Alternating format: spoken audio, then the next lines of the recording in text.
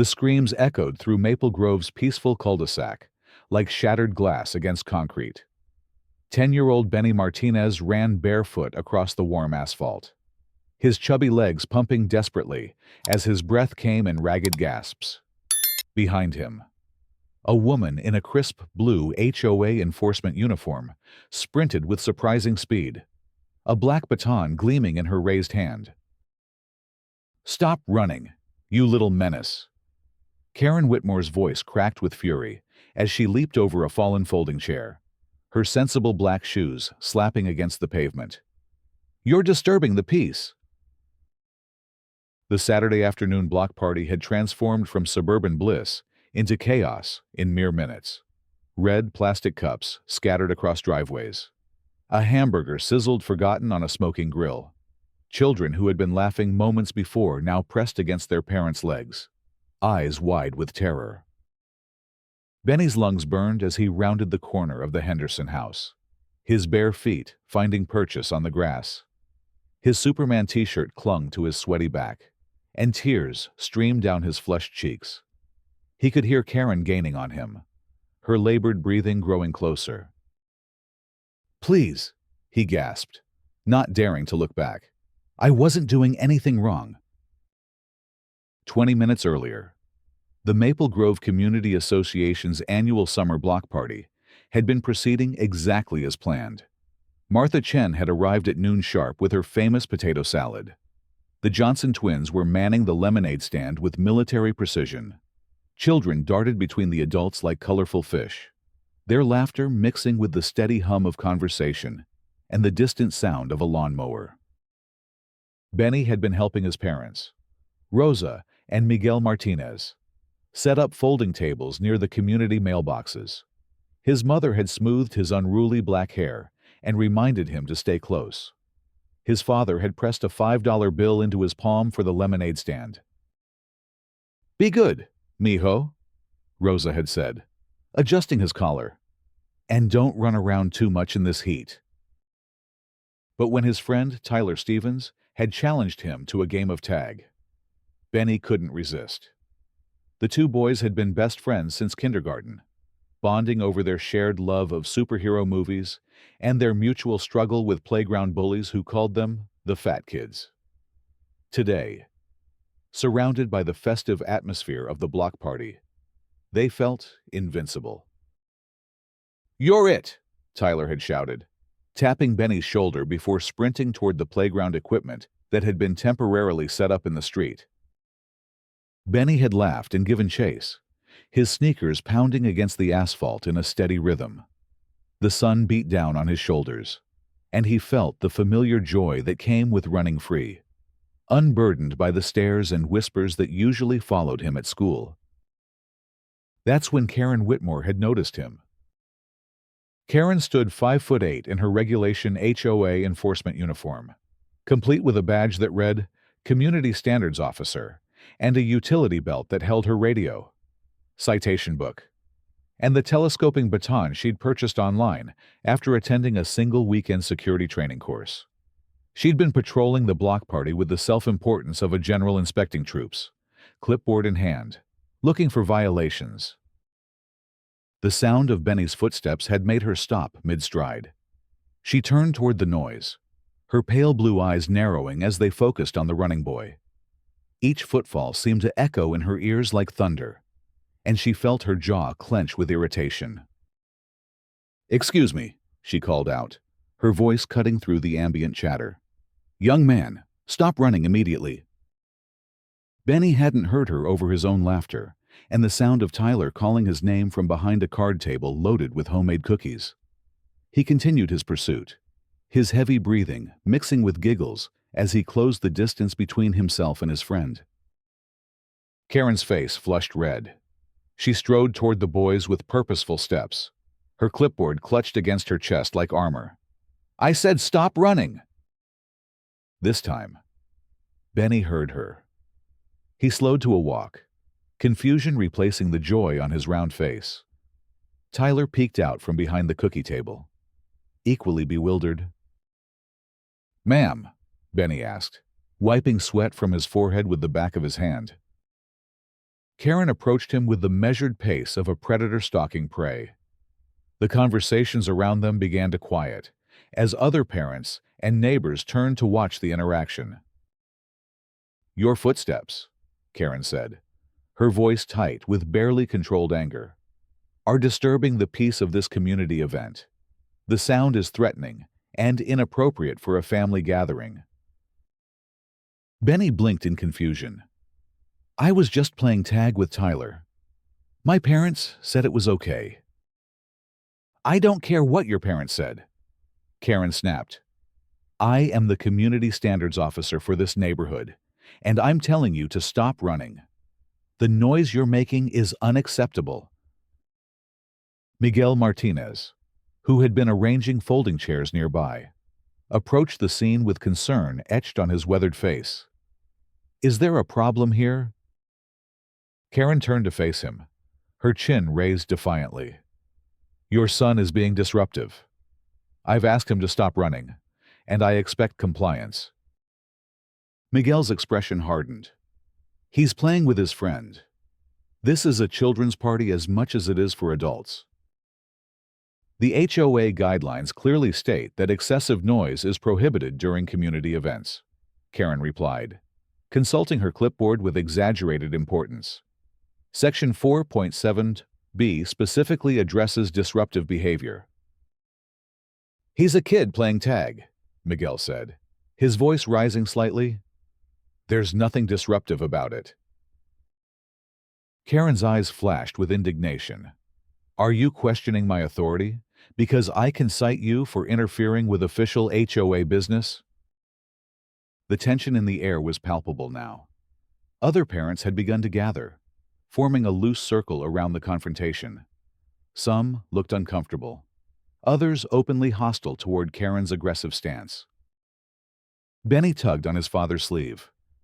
"Dad, I don't want to cause trouble. I'll just sit down." Miguel's expression softened as he looked down at his son. But Karen wasn't finished. "No," she said firmly. "The disruption has already occurred. I need to file an incident report. And this child needs to understand that there are consequences for not following community standards." "What consequences?" Miguel asked, his voice dangerously quiet. Karen reached for her utility belt and withdrew a folded sheet of paper. "I'm issuing a formal warning for noise violation. Any further infractions will result in a fine." The crowd around them had grown larger, and murmurs of disapproval began to ripple through the gathering. Martha Chen stepped forward, her usually gentle demeanor replaced by maternal protectiveness. "Karen, this is ridiculous," Martha said. "He's just a child playing. We've all been making noise. Are you going to cite the Johnson twins for laughing too loud?" Karen spun to face Martha, her face now bright red with anger. "Don't test me. Martha, I have the authority to maintain order at this event, and I won't be undermined by a bunch of bleeding heart parents who can't control their children." The words hung in the air like a physical blow. Several parents stepped forward, their expressions ranging from shock to outrage. "That's enough," said Tom Henderson, the unofficial leader of the neighborhood watch. "Karen, you're out of line." Karen's hand moved to the radio on her belt. "I'm calling for backup. This situation is getting out of control." "From who?" Tom asked incredulously. "You're not a real police officer." That's when Karen made the decision that would change everything. Her hand moved past the radio to the telescoping baton hanging from her belt. She pulled it free with a metallic click that cut through the murmur of voices like a gunshot. "I have full authority to maintain order," she said, extending the baton to its full length. "And I will use whatever force is necessary to ensure compliance." The crowd took a collective step backward. Children who had been watching with curiosity now clung to their parents with obvious fear. Benny's eyes widened as he stared at the weapon in Karen's hand. Miguel stepped in front of his son. "Put that thing away. There's no need for weapons at a children's party." "Step aside," Karen commanded, pointing the baton toward Miguel. "Your son needs to learn respect for authority." "I won't step aside," Miguel replied, his voice steady despite the adrenaline coursing through his veins. Karen's grip tightened on the baton. "Then you'll be cited for obstruction." What happened next would be debated and analyzed for months afterward. Some witnesses said Benny simply panicked at the sight of the weapon. Others claimed he was trying to protect his father. But everyone agreed on one thing when Karen raised the baton in what appeared to be a threatening gesture. 10-year-old Benny Martinez did what any frightened child would do. He ran. Karen's reaction was immediate and disproportionate. "Stop!" she screamed, abandoning all pretense of professional composure. "You're under citizen's arrest for failure to comply with lawful orders." She took off after Benny with the single-minded determination of someone who had finally found an outlet for years of pent-up frustration and perceived powerlessness. Her pursuit knocked over a folding chair that crashed into a table laden with food. Potato salad scattered across the pavement like abstract art. Benny's terror gave him speed he didn't know he possessed. His bare feet slapped against the hot asphalt as he rounded the corner of Mrs. Peterson's house. Karen close behind him, wielding the baton like a weapon of war. "You can't run forever," Karen shouted, her voice cracking with exertion and rage. "I'll find you." The boy's heart hammered against his ribs as he darted between parked cars, looking desperately for a place to hide. Behind him, he could hear Karen's heavy breathing and the sound of her shoes on pavement. The baton caught the sunlight each time she raised it, sending flashes of reflected light across the suburban landscape, like signals of distress. Back at the block party, chaos had erupted. Parents were gathering their children, some heading for their houses, while others pulled out cell phones to call 911. Miguel Martinez was in full pursuit of Karen, shouting for her to stop chasing his son.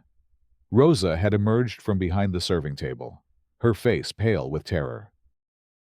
"Someone call the police," she screamed. "That woman is chasing my baby with a weapon."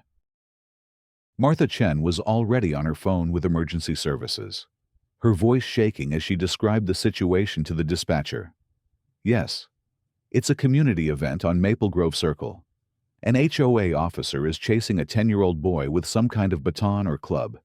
Please hurry." Benny had made it 3 houses down the street when his energy began to flag. His legs felt like lead, and his lungs burned with each desperate breath.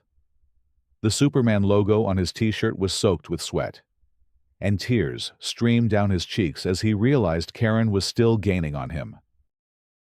"Please stop," he gasped, his voice barely audible over the sound of his own ragged breathing. "I didn't do anything wrong." Karen was perhaps 20 feet behind him now, her face flushed red from exertion and fury. The baton swayed in her grip as she ran, and her eyes held a wild intensity that spoke of someone who had completely lost touch with reason. "You disrespected my authority," she panted. "You ran when I told you to stop. That's a violation of community standards." Benny stumbled slightly as he tried to look back at his pursuer, his coordination failing him as fear and exhaustion took their toll. Karen saw the stumble and pushed herself harder, sensing victory within reach. That's when the black and white patrol car turned onto Maple Grove Circle with its sirens wailing. But it wasn't just any patrol car. The vehicle that pulled to a sharp stop near the fleeing pair bore the distinctive markings of the county sheriff's department, and the woman who stepped out from behind the wheel commanded instant respect and attention. Sheriff Maria Santos stood 6 feet tall in her crisp brown uniform, her badge catching the afternoon sunlight like a beacon of authority. Her dark hair was pulled back in a regulation bun, and her brown eyes missed nothing as they quickly assessed the scene before her. She had been in the area handling another call when the dispatcher's urgent message came through about a child being chased by an armed woman. What she hadn't expected was to recognize the child in question. "Benny," Sheriff Santos called out, her voice carrying the unmistakable tone of command mixed with concern. The boy's head snapped up at the sound of his name, and relief flooded his features as he recognized his aunt's voice. Aunt Maria. Karen, still in full pursuit mode, didn't immediately register the arrival of actual law enforcement. Her tunnel vision had narrowed to include only her target, and she continued her charge toward Benny with the baton raised. "Stop right there," Sheriff Santos commanded, her hand moving instinctively to her service weapon. "Drop the weapon and get on the ground." Karen finally seemed to realize that the situation had changed dramatically. She slowed to a halt, the baton still clutched in her hand, and turned to face the sheriff with confusion and indignation warring on her flushed features. "Officer, thank goodness you're here," Karen panted, trying to catch her breath. "This child was being disruptive at our community event, and when I tried to address the situation, he fled. I was performing a citizen's arrest." Sheriff Santos moved with the fluid grace of someone who had been in law enforcement for 15 years. She positioned herself between Karen and Benny, her body language making it clear that she was ready to use force if necessary. "Ma'am, I need you to drop that baton immediately and place your hands where I can see them." Karen's face went through a series of expressions, from confusion to realization to defiance.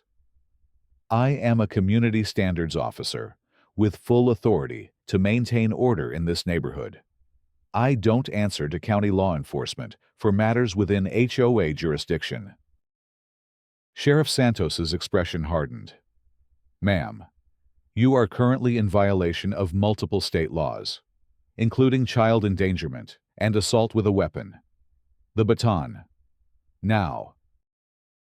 The authority in the sheriff's voice was absolute, and even Karen seemed to recognize that she had crossed a line from which there was no return. She let the baton drop to the asphalt with a metallic clatter that echoed through the suddenly quiet neighborhood. Benny ran to his aunt, throwing his arms around her waist as tears of relief streamed down his face. Sheriff Santos placed a protective hand on his shoulder while keeping her eyes fixed on Karen. "It's okay, buddy," she said softly, her voice gentle in contrast to the steel she'd shown moments before. "You're safe now." By this time, Miguel and Rosa Martinez had caught up to the scene, along with several other parents from the block party. Cell phone cameras were recording from multiple angles, capturing every moment of the confrontation for posterity. "Maria!" Rosa gasped, recognizing her sister-in-law's uniform. "What are you doing here?" "I got the call about an armed woman chasing a child," Sheriff Santos replied, her professional demeanor intact despite the personal nature of the situation. "I had no idea it was Benny until I arrived." Karen, now standing with her hands raised, seemed to finally grasp the full implications of her actions. I was just trying to maintain order. The child was being disruptive. I have the authority." "Ma'am," Sheriff Santos interrupted, "you have the right to remain silent. Anything you say can and will be used against you in a court of law." As the Miranda rights continued, Karen's face went through a transformation that was both pitiful and pathetic. The righteous indignation that had fueled her pursuit began to crumble, replaced by the dawning realization that she had crossed a line that could not be uncrossed. "But I'm the community standards officer," she whispered, as if the title were a magic incantation that could undo the last 30 minutes. "I was just doing my job." Sheriff Santos finished reading the rights and gestured for Karen to turn around. "Your job doesn't include chasing children with weapons. Your job definitely doesn't include terrorizing a 10-year-old boy for playing tag at a community event. As the handcuffs clicked into place, Karen's composure finally shattered completely. This is a mistake. I'll have your badge. I know people in this county. Sheriff Santos guided Karen toward the patrol car with professional efficiency. Ma'am, I am the highest-ranking law enforcement officer in this county. The people you know, they work for me. The crowd that had gathered watched in stunned silence as Karen was placed in the back of the patrol car. Children who had been hiding behind their parents began to emerge, drawn by the spectacle of seeing the neighborhood bully finally face consequences for her actions. Tyler Stevens approached Benny cautiously, his eyes wide with amazement. "Dude, your aunt is like super cool." Benny managed a watery smile, still clinging to Sheriff Santos's side. "She's the best cop in the whole county." Miguel Martinez extended his hand to his sister-in-law with obvious gratitude. "Maria, I can't thank you enough. When I saw her chasing Benny with that thing..." Sheriff Santos shook his hand firmly. "Family takes care of family, Miguel. But even if Benny wasn't my nephew, what that woman did was completely unacceptable.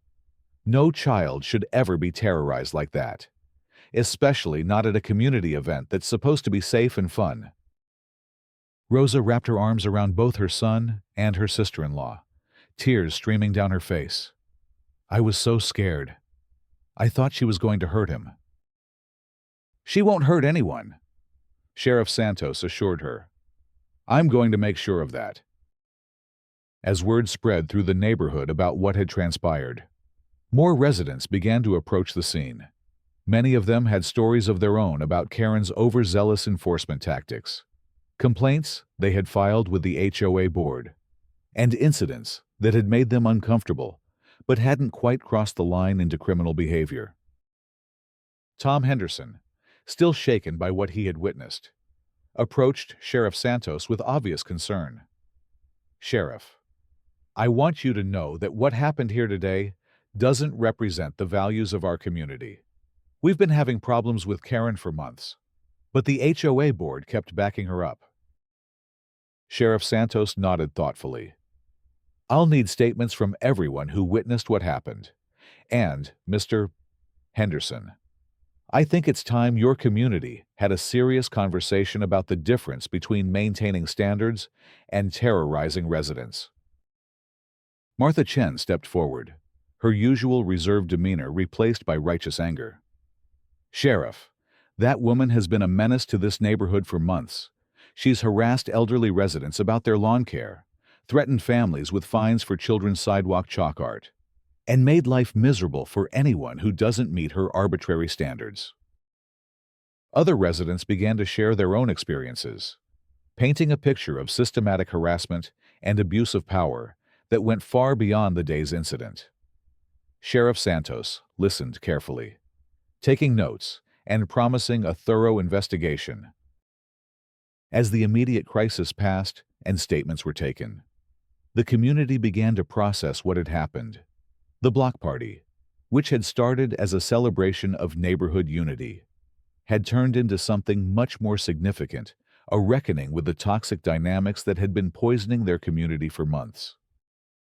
Benny, now calm enough to speak coherently, gave his statement to his aunt with the careful precision of a child who understood the seriousness of the situation.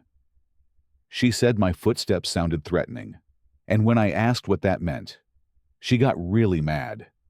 Then when Dad tried to help, she pulled out that stick thing and pointed it at him." Sheriff Santos recorded every word, her expression growing grimmer with each detail. "Benny, I need you to know that what happened to you today was not your fault. You did nothing wrong. Playing tag is not a crime, and no adult has the right to chase you with a weapon, no matter what kind of uniform they're wearing." The boy nodded solemnly, processing the gravity of his aunt's words. "Will she go to jail?" "That will be up to the district attorney and, eventually, a jury," Sheriff Santos explained. But I can promise you that she won't be allowed to enforce any kind of rules in this neighborhood ever again." As the afternoon wore on, the scene gradually returned to something resembling normalcy. The patrol car carrying Karen disappeared around the corner, and the crowd began to disperse. But the impact of what had happened would resonate through the Maple Grove community for months to come. The HOA board, which had steadfastly supported Karen's aggressive enforcement tactics, found themselves facing a crisis of leadership and liability. Emergency meetings were called, lawyers were consulted, insurance companies were notified. The very foundation of their authority structure had been shaken to its core. 3 days later, Sheriff Santos sat in her office reviewing the case file that had grown to over 50 pages. Witness statements, cell phone video footage, HOA documents, and Karen's employment records painted a picture of escalating behavior that should have been addressed long before it reached the point of criminal assault. The district attorney's office had already indicated their intention to prosecute Karen to the full extent of the law. The charges included child endangerment, assault with a weapon, false imprisonment, and several other violations that could result in significant jail time and permanent loss of any security-related employment opportunities. But Sheriff Santos knew that the legal consequences, while important, were only part of the story. The real impact would be felt in the community itself, as residents came to terms with how they had allowed their neighborhood association to become a vehicle for harassment and intimidation. The doorbell rang at the Martinez household that evening, interrupting a quiet family dinner. Rosa opened the door to find Tom Henderson standing on their porch with a large bouquet of flowers and an expression of profound embarrassment. "Mrs. Martinez," he began, his voice heavy with emotion, "I came to apologize. What happened to Benny today should never have been allowed to occur. As president of the HOA board, I bear responsibility for enabling Karen's behavior." Rosa accepted the flowers with grace, though her eyes still held traces of the afternoon's trauma. "Mr. Henderson, I appreciate your apology, but what are you going to do to make sure this never happens again?" Tom straightened his shoulders, and when he spoke, his voice carried the weight of real commitment. "We're calling an emergency meeting of the entire community. Karen's employment has been terminated effective immediately, and we're conducting a complete review of our enforcement policies. No one person should ever have the kind of unchecked power that led to today's incident." Miguel appeared at his wife's shoulder, Benny visible behind him. "That's a good start, Tom. But trust takes time to rebuild." "I understand," Tom replied, "and I want you to know that the entire board has agreed to implement new oversight procedures, mandatory training for any enforcement personnel, and a clear appeals process for residents who feel they've been treated unfairly." Benny stepped forward, still wearing his Superman t-shirt from earlier in the day. "Mr. Henderson, will other kids be safe now?" Tom knelt down to Benny's eye level, his voice gentle but firm. "Son, I promise you that what happened today will never happen again in our neighborhood. You should be able to play tag, ride your bike, and just be a kid without anyone making you feel afraid." The emergency community meeting was held the following Saturday in the same street where the block party had taken place just 1 week earlier. Nearly every household in the neighborhood was represented, and the atmosphere was charged with emotion and determination. Sheriff Santos had been invited to address the gathering, and she spoke with the authority of someone who had seen both the best and worst of human nature in her years of law enforcement. "Communities are built on trust," she told the assembled residents. "Trust that your neighbors will respect your rights. Trust that those in positions of authority will use their power responsibly. And trust that when someone crosses the line, there will be consequences." She paused, looking out over the crowd of familiar faces. "What happened to my nephew last week was a betrayal of that trust. But how you respond to that betrayal will define who you are as a community going forward. The meeting lasted for over 3 hours, with residents sharing their experiences, voicing their concerns, and working together to develop new guidelines that would prevent another Karen Whitmore from terrorizing their neighborhood. A new enforcement structure was established, with multiple oversight levels and mandatory body cameras for any security personnel. A community mediation program was created to address disputes before they escalated. Most importantly, a zero-tolerance policy was implemented for any behavior that targeted children or families based on arbitrary standards. Martha Chen, who had been quietly documenting Karen's abuses for months, was elected to the newly created position of Community Advocacy Coordinator, with specific responsibility for ensuring that residents' rights were protected and that grievances were heard fairly.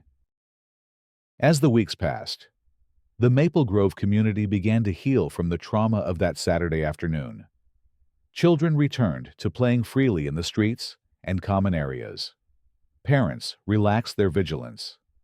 The oppressive atmosphere that had characterized the neighborhood during Karen's reign gradually lifted like fog burning off in the morning sun. Benny Martinez became something of a local hero, though he wore the distinction with the modest grace of a child who simply wanted to return to normal life. His story spread beyond the neighborhood, picked up by local news outlets, and eventually becoming a cautionary tale about the dangers of unchecked authority in community associations. The legal proceedings against Karen Whitmore moved forward with methodical precision. Her defense attorney attempted to argue that she had been acting within the scope of her authority as defined by the HOA, but the overwhelming evidence of criminal behavior made such arguments untenable. Video footage from multiple cell phones showed clearly that Karen had escalated a minor interaction into a dangerous pursuit with a weapon. Witness testimony established a pattern of harassment and abuse that went far beyond any reasonable interpretation of community standards enforcement. When the case finally went to trial 6 months later, Benny Martinez took the witness stand with remarkable composure for an 11-year-old boy. His testimony was simple, direct, and devastating in its innocence. "I was just playing tag with my friend Tyler," he told the jury, his voice clear and steady. "When the lady told me to stop running, I tried to ask her why, but she got really angry. Then she pulled out that stick thing and started chasing me. I was scared she was going to hit me with it." The jury deliberated for less than 2 hours before returning guilty verdicts on all charges. Karen Whitmore was sentenced to 18 months in prison, 3 years of probation, and a permanent restraining order preventing her from coming within 500 feet of any member of the Martinez family. Perhaps more significantly, the case prompted a statewide review of HOA enforcement practices, leading to new legislation that strictly limited the authority of community association security personnel and established clear criminal penalties for abuse of power. 1 year after the incident, the Maple Grove Community Association held its most successful block party in the neighborhood's history. Children ran freely through the streets, their laughter echoing off the houses like music. Parents relaxed in lawn chairs, confident that their families were safe in their own community. Benny Martinez, now 11 and several inches taller, played an energetic game of capture the flag with a dozen other children. His Superman t-shirt had been replaced by a Sheriff's Department Junior Deputy shirt, a gift from his Aunt Maria, who watched the proceedings with obvious pride.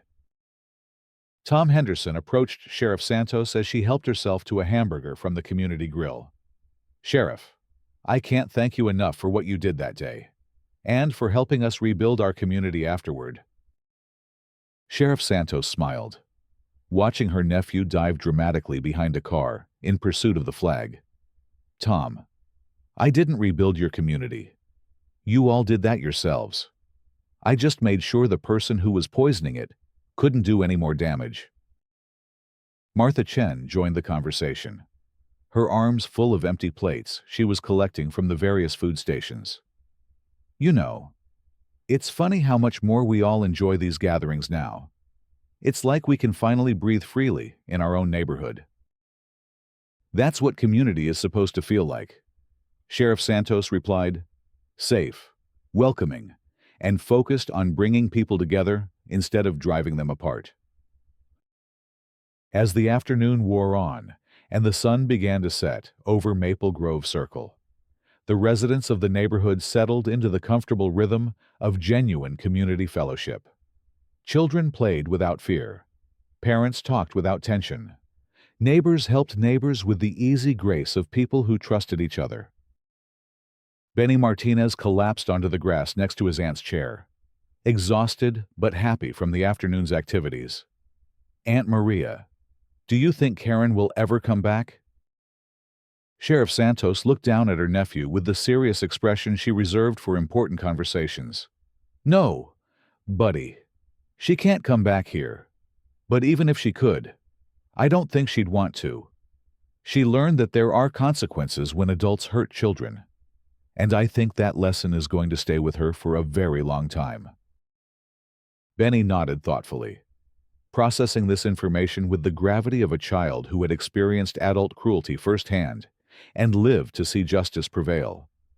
"Good. Other kids shouldn't have to be scared like I was." "No, they shouldn't," Sheriff Santos agreed. "And in communities like this one, where people look out for each other and stand up against bullies, they won't have to be." As the block party wound down and families began to pack up their belongings, there was a sense of completeness in the air. Not just the satisfaction of a successful community event, but the deeper fulfillment that comes from overcoming adversity together and emerging stronger as a result. The story of Karen Whitmore's downfall would be told and retold in the Maple Grove neighborhood for years to come, serving as both a cautionary tale and a reminder that even the most toxic situations can be transformed when good people refuse to accept the unacceptable. But for the residents gathering their children and folding their chairs as the Saturday sun set behind the houses of Maple Grove Circle, the real story wasn't about one woman's abuse of power or her eventual downfall. It was about a community that had rediscovered what it meant to be neighbors, to protect each other's children as fiercely as their own, and to ensure that the simple joy of childhood play would never again be threatened by the petty tyranny of unchecked authority. As Sheriff Maria Santos drove away from the neighborhood that evening, her nephew safely buckled into the passenger seat beside her. She reflected on the strange twists of fate that had brought her to Maple Grove Circle on that chaotic Saturday afternoon 1 year ago. She had responded to what seemed like a routine domestic disturbance call, only to find her own family at the center of a community crisis that would ultimately transform an entire neighborhood. But perhaps that's how justice works best, she thought, as she turned onto the main road leading away from Maple Grove. Not through grand gestures or sweeping reforms, but through individual moments when people decide that enough is enough, when communities choose protection over power, and when children like Benny Martinez can run freely through their own neighborhoods without fear. The streetlights began to flicker on as darkness settled over the suburban landscape, illuminating the peaceful homes where families were settling in for the evening. In the distance, the sound of children's laughter could still be heard, a reminder that in at least one corner of the world, the good guys had won, justice had prevailed, and community had triumphed over tyranny. It was, Sheriff Santos thought with satisfaction, exactly the kind of ending that every story like this one deserved.